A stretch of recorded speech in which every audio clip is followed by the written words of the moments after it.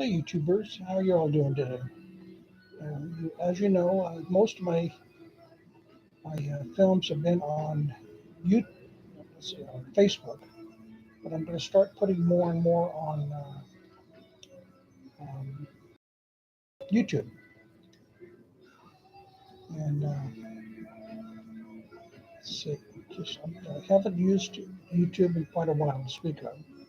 Well, I shouldn't say that. When I go out on my orchard and like that, and I post pictures, I use YouTube. But when I sit there and talk to you, I haven't done that. It's not that I don't like YouTube, I just haven't done it. And I got on Facebook, and you know the old story: when you're on something that seems to work, you stay there. And I've got a kitty here that's not helping a whole lot. She's walking over the top of the computer screen. Hey, baby, mind you, the computer screen is only about an inch wide. But she's a little kitty, and is it he or she? It's one of those, either he or she, but it's a baby kitty. Maybe 2.5, 3 months old. Kitty, kitty, kitty, hey, baby. But she's happy up there. You know why? Because she's up high, away from everyone, all the other cats, and she everything around her. That's what's important to her. Yeah. As for what I'm going to be doing here on YouTube, trying to keep these all together is, yeah, I will say it's going to be kind of a learning process once again because, I don't know what you all want to hear. If you've been following me on Facebook, I've been quite active. About 105 videos now on Facebook because I do one every day. And I started back in July. So 105 of them and counting. Um, so I'm going to start doing YouTube also. And I want your help. I want you to tell me what you want to hear. Um, or should I just one second? Huh? Who's that? Was she a meowing? Yeah. Ah, wait, that wasn't Mary. Bob.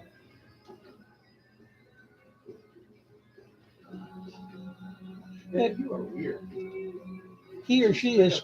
She or she is that a male or a female? That's a female. That's a female. Yeah, she's comfy up on top of my computer because she jumps down here for a few minutes and then she wants to get up back up and she'll be up there. She's a weird kid. Yeah, her eyes are getting better.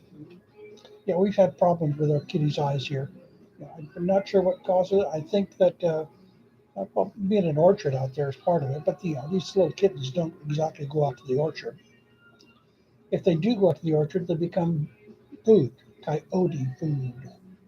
And there's always a half a dozen coyotes just waiting for the little kitties to go out there for. They want to eat, right, baby? But she was born in the. I think she was born in our bedroom. We've had a lot of kittens born in our bedroom. Actually, I shouldn't say in our bedroom, under our bed, under my desk in the bedroom, in our back of our closet in our bedroom, because they all feel safe there, because they're not trampled by all kinds of other, um, whatever. So if Facebook does not work, uh, I'm trying to read the little messages here. This is from Jeremy. Or JD87. He says he'd like news and reviews, whatever's going on in the day, also some stories from your past. Well, as I've been talking about my past on uh, Facebook, as I tell people, I'm careful about this because Facebook, they get it kind of freaky at times. If you say something that they don't like, guess what? The video's gone. I've lost a number of videos that way because I've mentioned the fact that I used to be in the porn industry. I'm not a porn star, mind you. I'm I did other things. Use your imagination. But um, can you hear me? I'm looking at the microphone and it's not moving, so I have no idea if you can hear me or not. Anyway, yes, I've been part of the porn industry for a number of years. I would say I started as a photographer. I created what was called in photography by professionals, mind you, as boudoir portraiture. I was about the first person to do this, and then I did a centerfold for Playboy. Diana, well, I knew her as Dinah Sue. Her name was, or I knew her as Dinah Sue. The Playboy used the name Diana Lee, because it's Chinese. She wasn't Chinese either. It was something like that, but not Chinese. HSU, whatever that is. Anyway, yeah, she was my contribution to Playboy, and they Playboy paid me 1,800 and her about 18,000. She was also in a James Bond film years ago. So many, but it was fun working with her, and she married a photographer friend of mine who worked for Playboy, or he did work for Playboy. I don't know if he's here now. His name's Steve Water. Well, I have to say I haven't seen him in years, so I'm guessing he's still there. Hey, I, he like us, we're all getting a tiny bit older every day, but it's better than the alternative. Really, I mean, if you're not getting older, you're pushing up daisies, and we don't want to do that. No, do it. So anyway, I did that, and um, you know, my my work in the porn industry has kind of been, what would you call it, on the peripheral, I guess. I ran an adult motel for years. Well, not years, a year and a half. Edgewater Motel out in Oakland.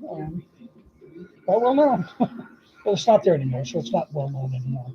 But I ran that for about a year and a half, and it was an adult motel. Uh, a lot of movies were made there.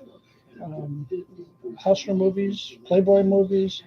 Um, I met the Mitchell brothers there. They became friends of mine actually right up until Jim shot Artie. They were friends of mine. It was one of those things. Jim got pissed off, and see, Jim didn't drink, or I should say, he didn't drink. He didn't do drugs or anything. He was a straight ass, guy. And Artie, on the other hand, was a lush. Um, and Artie was known to. Oops, I'm trying to get Artie was known to do a little bit of drugs, a lot of drugs. But the original Mitchell Brothers film studio was actually on the street where I was born, Tennessee Street in San Francisco. The studio is still there. It's still used as a film studio, not porn anymore.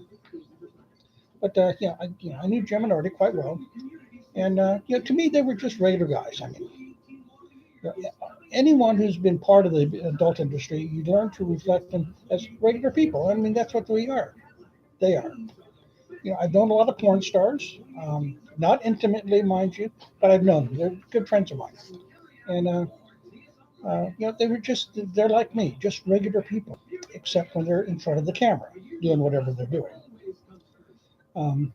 So it's people look at the industry as such as ooh, but that's if you ever if you were ever at a so-called porn shoot, which I don't even think they call them anymore. Um, it's basically it's nothing. I mean, it's something. The film shooting the video probably takes 8 to 10 hours, and that's a lot of time of sitting and waiting for something to happen. It just doesn't happen.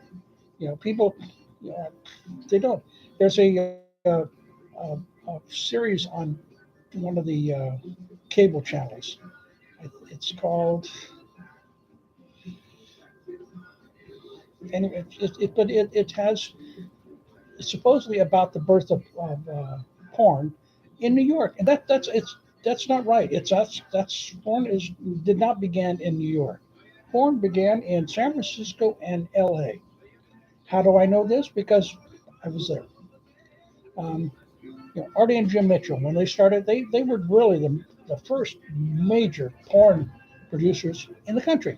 And they did it out of San Francisco. And they started in the early 70s. Mind you, there was adult films before that.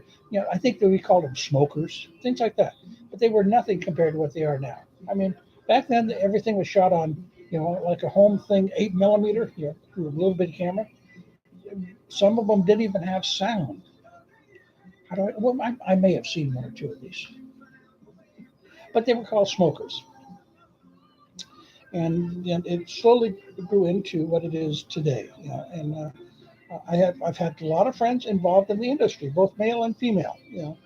If you come up, well, he died last January. Jim Margold was one of the forerunners of mainstream porn stars, and Jim was a Bill Margold was he was a writer. He wrote for the Hollywood Press, and he was at a film shop doing um, a story about X-rated industry, and the male actor didn't show up, and Bill was there mumbling around and say, "Hey, you want to be in a movie?"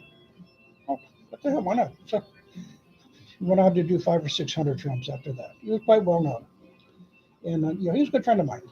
But Bill Margold was 2 years older than me, and yet he called me a kid.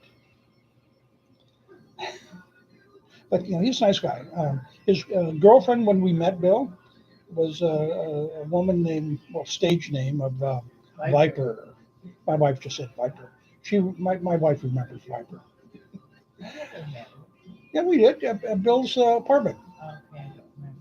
She said, I don't remember it again. It was at Bill's apartment, and she had a tattoo that stretched from the base of her neck all the way down to where. And at the very bottom was a viper with the mouth open and fangs. I don't know who would have sex with that. I mean, I was in that the studio and I was doing a film and I saw that. Oh my God, I'm not going to go there. I mean, it's look up Viper, and you'll see what I mean.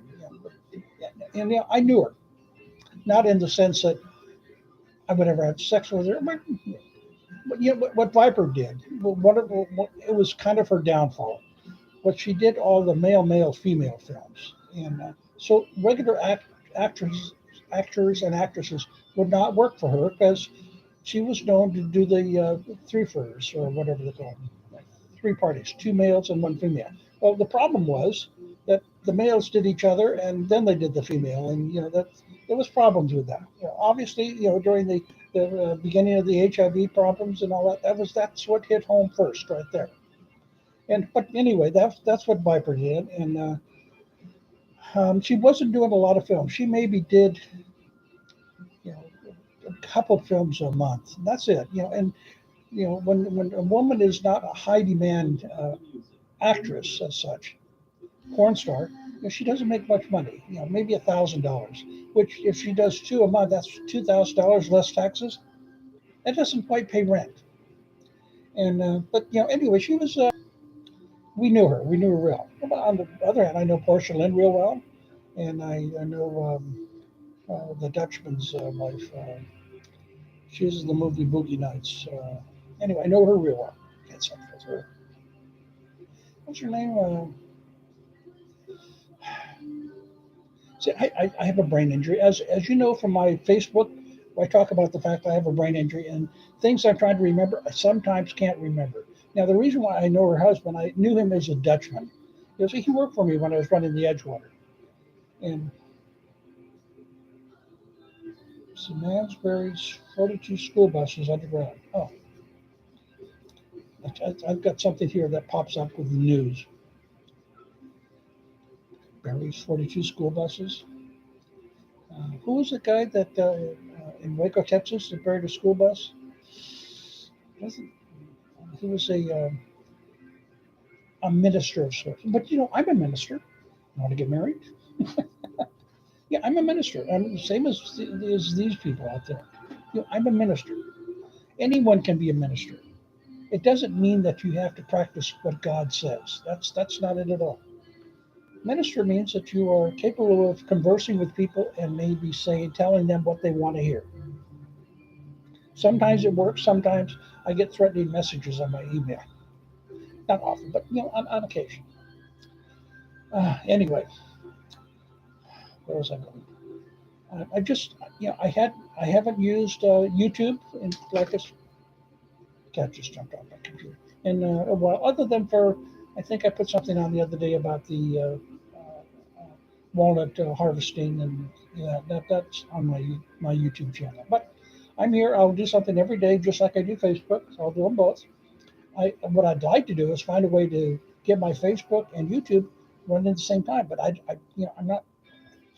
I won't say I'm not computer literate. A little bit of computer literacy, marginally. I don't know. Cat hair. But um, I'll see you, once again at least twice a day. Why? Because I enjoy it.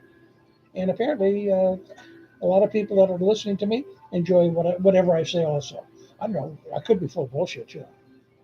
So thank you again, and listen to me later on today around 4:30 on Facebook. Bye bye now.